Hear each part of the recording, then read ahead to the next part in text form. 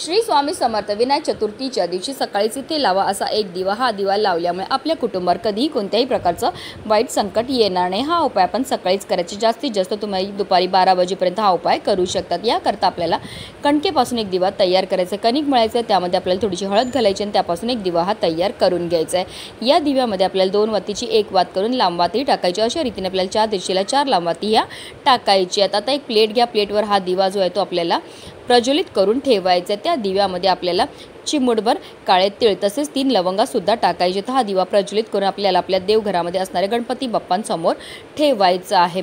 संपूर्ण रात्रभर हा दिवा प्रज्वलित राहील याची आपल्याला काळजीही घ्यायची आहे।